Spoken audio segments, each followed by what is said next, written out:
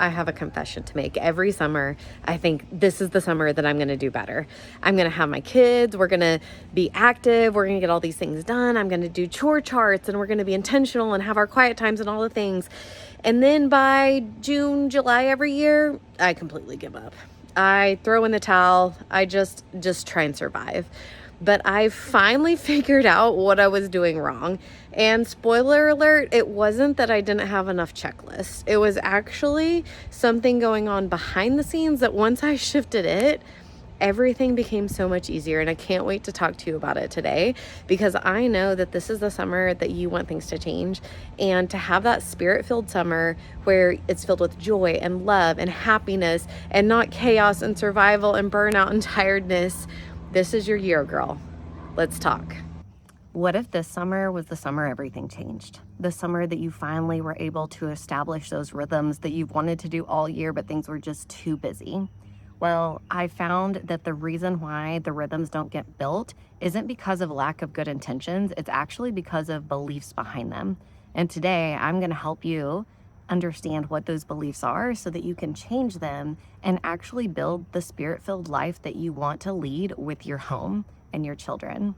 Hi, I'm Jenny. Welcome to my channel. Listen, we all know what actually happens. School ends, we have good intentions, we want everything to go right, we make bucket lists, we download chore charts, we're gonna do all these things, right? And then May hits and we just feel like that we've failed. We've succumbed to the chaos, the burnout, the overwhelm, and life just doesn't look quite like what we want it to look like. And then we're struggling between guilt because we're not doing enough and wanting other things for ourselves, and then also wanting a great childhood for our children, and then feeling bad that we're not just excited and full of energy to do all the things that we should be doing. We might have bursts of energy where we're able to get things done, but then in the big picture, we just can't help but feeling, I just feel like I'm dropping the ball somewhere. I feel like I'm not doing enough. Well, I have really good news, because I've figured out how to actually make the life of my dreams in very simple ways. And it has to do more with the beliefs behind our rhythms than the rhythms themselves. Because when the beliefs are there, they actually just naturally fall into place. Today, I'm going to show you how to build rhythms for your home, the rhythms you've always wanted and always dreamed of, the rhythms that God has placed on your heart. But these aren't going to come from a place of discipline or more planning or more self-control or better charts or better systems. They're going to come from a place of belief. And that is what's going to make it feel natural. That's what's going to make it easy to sustain. And that's what's really going to be the shift that you've always needed. Here's the thing, is that any rhythm that we try and build on top of a belief that does not sustain it will not work. For instance, if we believe deep down that rest is lazy, then any rhythm that intentionally includes a Sabbath will eventually fall apart after a couple of weeks. If we believe that as moms that it's selfish to really carve out time for ourselves, then any routine where we try and intentionally spend time with the Lord is not going to survive contact with a bored 8-year-old. You know, if we believe that pursuing our calling or the things that we want in life is actually selfish and taking away from them, then any rhythm that includes time to intentionally build whatever God has placed on us to do apart from our family will absolutely fall apart, because we're going to choose that every single time. But here's the thing, like, we literally have 24 hours in every day, and it's only going to take 20 minutes to do something for ourselves. It's only going to take 30 minutes to spend time alone with the Lord and refresh. And if we can do it from that place of refreshing and wholeness, the other 23 and a half hours is going to be so much more powerful, and we're going to be able to give so much more. And so we actually have to start thinking about it differently. We can't think about our time with the Lord as taking from our family. We have to think of it as giving them something better. You know, I've been so guilty in the past of having this tension inside of me where, like, part of me knows that I want to do certain things, like start this YouTube channel. But for about 6 years, 5 or 6 years, I just couldn't justify the time and energy that it took to do it, because I felt like that was taking away from my real calling, which would be taking care of my home, my children, homeschooling, working at the church and the school that we built together. And the reality is that doing this YouTube channel is something that God has called me to for years. And out of guilt, I wouldn't press into it. I wouldn't do it. I wouldn't carve out the time that it took just to think of some videos to do and record them and do a little bit of editing, because really I felt guilty. And I didn't realize how much of an impact that this channel could make, that I would reach more people in YouTube video than maybe an entire year of people attending my church. And so I was trading actually a smaller calling for a bigger calling. And that's not the mindset I had, though. I felt like that I was taking away from the calling that I had. And so if you have something on your heart that you've wanted to do for a long time, it might be there because that's what God actually created you for. That's what He actually wants you to do. Maybe it's something like a boutique that you've always wanted to own or put together, or some sort of digital marketing something. God actually creates us for callings. And yes, we're absolutely called to be a mother, and we're always going to mother and have our kids, but really it's only a season. It's like 18 years per kid, right? And then it transitions to a different type of mothering season where it's actually very unhealthy for us to be deeply involved in our adult children's lives in a way that we're managing them and taking care of them. So this season only lasts so long, and we can absolutely build something alongside it. And so this summer, I want you to really evaluate, what has God called you to do? Is there a book that you're supposed to write? Maybe you start by writing one chapter this summer. Maybe you just outline the book, or you write the intro. But that's something that literally could take 10 minutes a day, and you could be building something that God has actually placed on your life to do. You know, I've been really bad about getting excited and downloading chore charts and getting clipboards and hanging them on the wall and having the intention of doing it.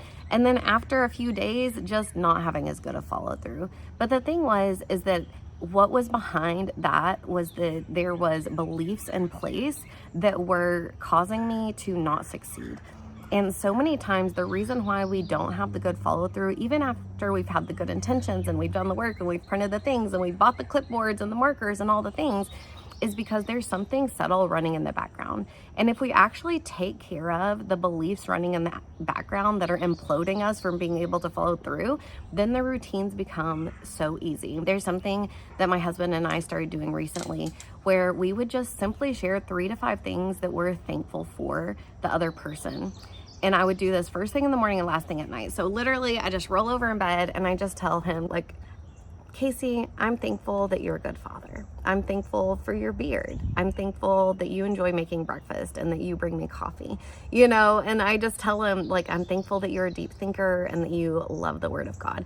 And I just turn over and I start telling him things that I'm thankful for. And then he just spontaneously started doing it back. He didn't know that this is something that I intentionally started doing, but just this little routine of thankfulness generates in our heart like a heart of gratitude towards our spouse. And when there's a heart of gratitude towards our spouse, it actually makes everything so much easier because there's more connection. And when there's more connection, you can sustain harder conversations a lot easier because the connection's there to hold it. Before I give you a practical framework of how to actually change your summer, let's talk about the difference between rhythm and routines. What I didn't understand is that a routine is something that is schedule based. It's something that is put on the calendar, that there's an intention there of we're going to do this and this is why, and it's really kind of has to be sustained by willpower or by self-control. But a rhythm is different. It's set by intention. It's set by a belief system. And from this belief system, it makes room for a pattern that shows up in your life because it's flowing from a heart that understands why it's doing it. And so, like, one of the things that I do with my children is that we'll sit around the dinner table and we will go around and everyone in the family will say something nice about another person in the family.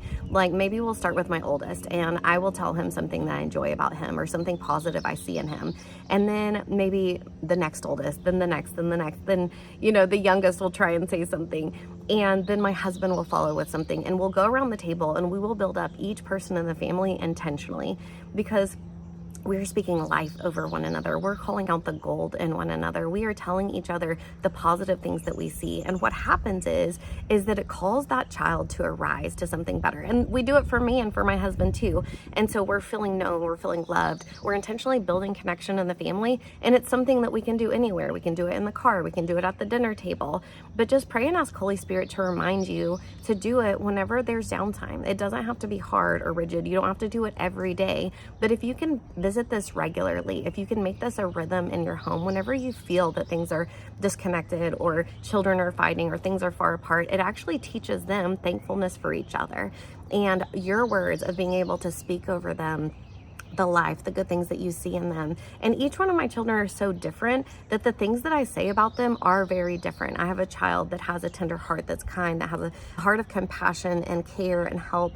And the things that I speak over him are so different than my child that I see is bold and just and compassionate and wants to fight for the good things in the world. And they have very different personalities. And so I call up different things out of them. And that's another rhythm that we can just build into our life that builds connection, that builds love. And then there's less time having to manage fights and overwhelm because their love for one another and their connection is built on thankfulness and gratitude for each other. You see, God himself has built things on rhythms. The Bible talks about there's different seasons for different things. And, there's a season for mourning, a season for dancing, a season for sorrow, a season for grace and joy and laughter and death and life and all the things. And there's different seasons. And right now we are in a season of building our homes, a season of life, a season of growing things up.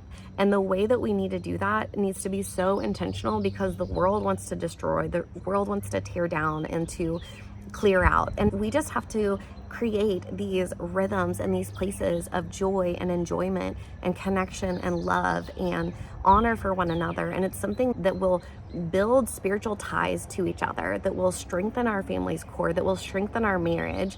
And from that place, it's easier to have joy. It's easier to have fun. It's easier to do things together in a way that just build our relationships. And I always talk to my kids about the most important thing in life being our relationships with God and with one another. And I've used some different family members in our life as examples of sometimes we just don't value family and people end up lonely and they end up sad and they end up doing things to fill their time and fill their hearts because they don't have that connection.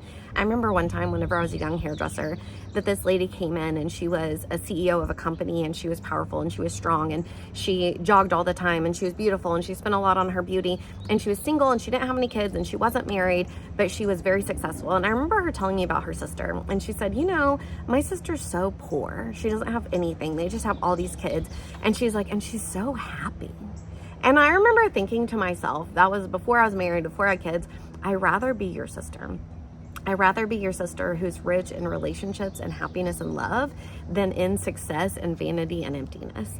And that was a point in my life that I decided what was important to me and what my values were. And so that's something that I intentionally instill in my children, the need for connection, the need to value relationships and to work on those things.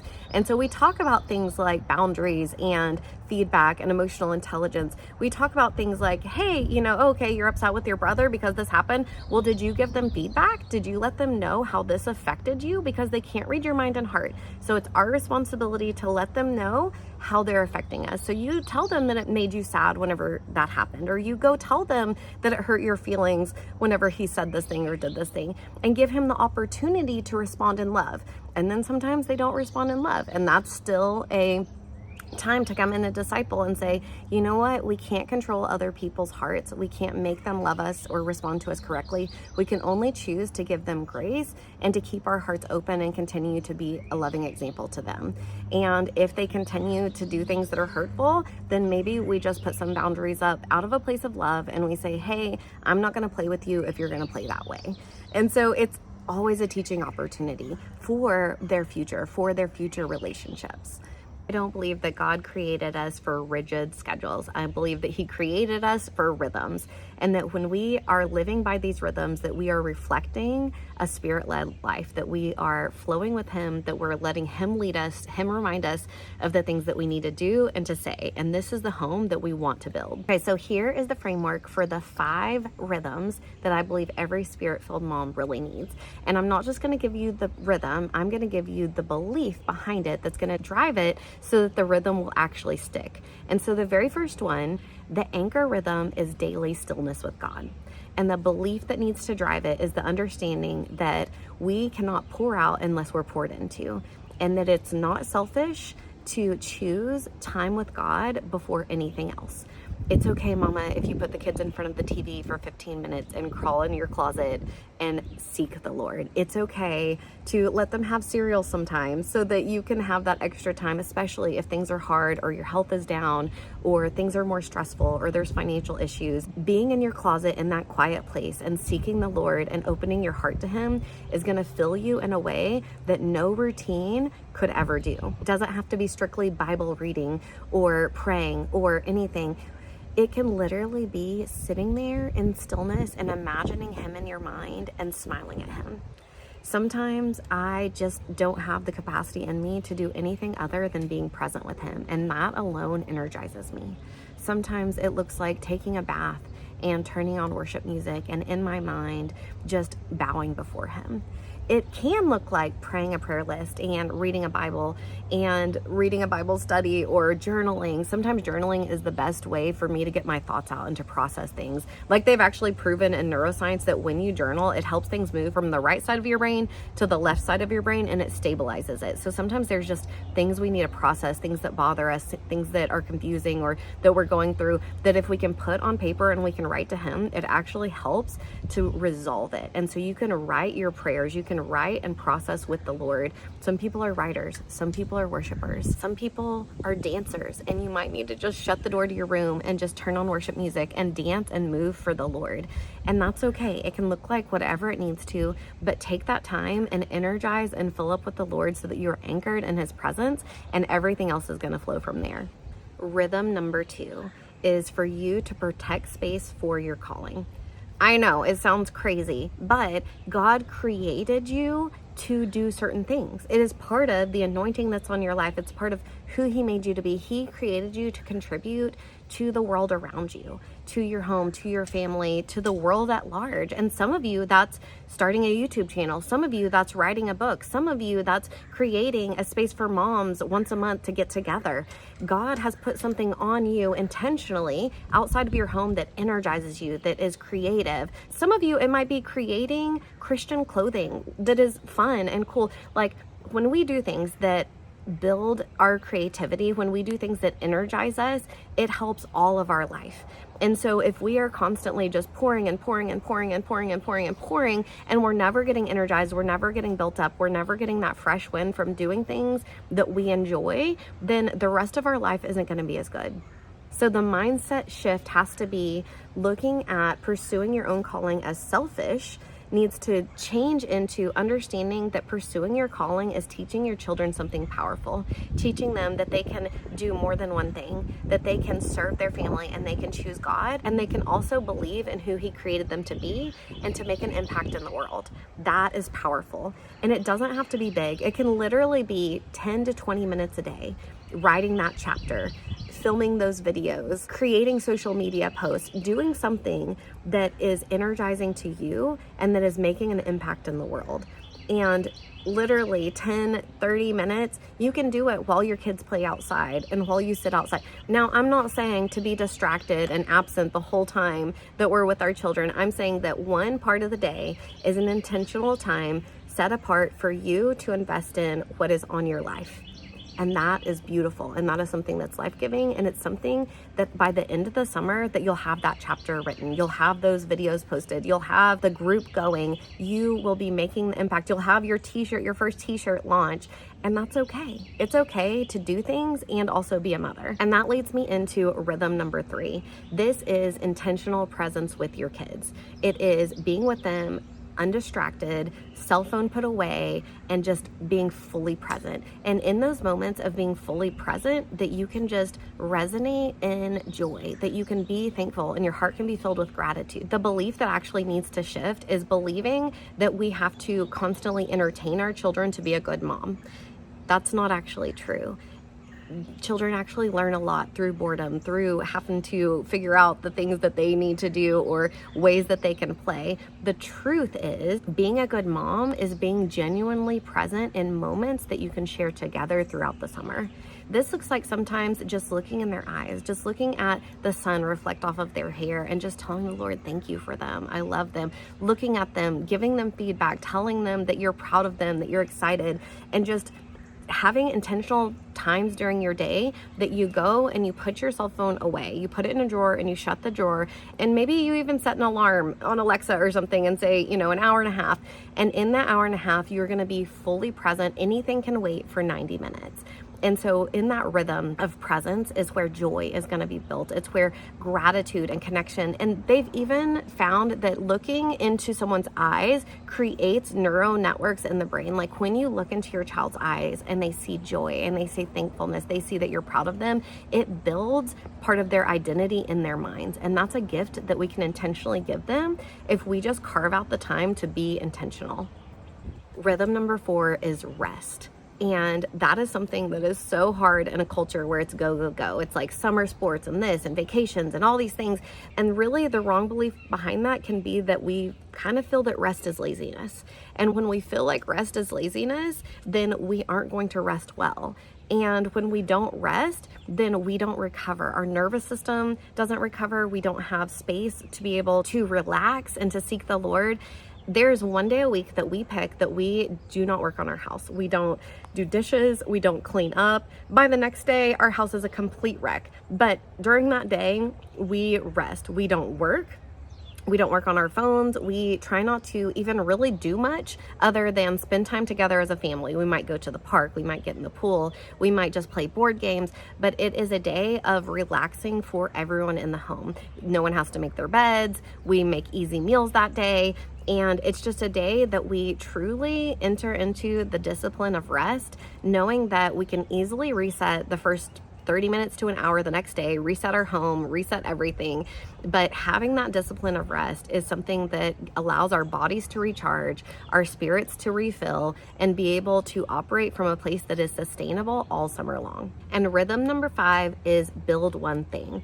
And, during the summer, it is a time whenever we do have more time. We're not doing constant homework and running around as much unless we just fill our space with too much on our to-do list. But it can really be a time that we can build something. It might be literally building something. Maybe you need a shed in your backyard. And so you're going to take the time that this summer, once a week, you're going to give it 2 hours, or you're going to do a time block, or maybe you're going to hire a sitter and you're going to work on that project, that thing that you've been wanting to do. You're going to work on the business plan. You're going to repaint the room. It is a time for building, and building can be fun. You can look back and you can say, here's this thing that has added to our lives, and I was intentionally able to build it. But that's not going to happen as long as the mindset behind it is that summer is for my kids and my growth can wait, or the things that I want to build can wait. That's the wrong mindset. The right mindset is that summer is a gift. It's a gift of time, and it's a season whenever I can build something that God has placed on my heart. It can be something that is for your business, that is for your calling. It can be something that's physical for your family. It is a time for growth. And whenever you believe that the gift of summer is a gift of more time to be able to not just spend time with your kids, not just be intentional about Sabbath or love or these different things, but it's a time for growth, that you can look at this time and you can allot out specific time periods to focus on something that is growth and that is building. If you teach your child how to be a builder and that they can build things that impact the space around them, their homes, their families, the world, then you are giving them a gift. If we can teach our children to impact the world for God and for Jesus and to build beautiful things, then we are making them into movers that are going to move this world towards the kingdom of heaven and not towards chaos. And so that is a gift that you can give your children starting this summer. But you can't build these rhythms if you don't confront the beliefs behind them. And so we're going to work on answering these 3 questions right now so that you can really start changing the mindsets and be able to do this from a place of belief and not just willpower. You can pause this video if you need to, but just ask yourself, because if you do this work and you ask yourself these questions, you can start shifting what's going on in your mind, and it will change your rhythm. It will change your summer. And so question number 1 is, what do I believe about my needs as a mom? Do I believe my needs don't matter? Do I believe that I can pour from an empty cup? Do I believe that it's selfish to work on myself? Like, what do you really believe about your needs as a mom? Question number 2, what do I actually believe about rest? Do I believe it's important? Do I believe that it really recharges me? Do I believe that it's necessary? Do I believe God's called me to actually do it? What do you believe about your calling in this season of motherhood? Do you believe God's asking you to put it on hold? Do you believe that it's selfish to pursue anything other than motherhood during this season? Do you believe that it's just not for you, or that it's selfish for you to want to do something that you've been yearning to do for years? Do you think that it's taking away from others? Or do you think that God has actually placed something on you that he wants you to do and that you were created to do? And I want you to ask God about those things. I want you to ask him what he thinks and believes. If you don't know how to hear from God, check out my PDF below, Hearing from God PDF, and I will show you exactly how you right now can hear from God. The first time I did it, it literally changed my world. And so check that out if you need help. But ask God, see what he says, and then based on what he says, do it. Listen, start believing the change, and then step into those rhythms, step into those new beliefs, and change your summer.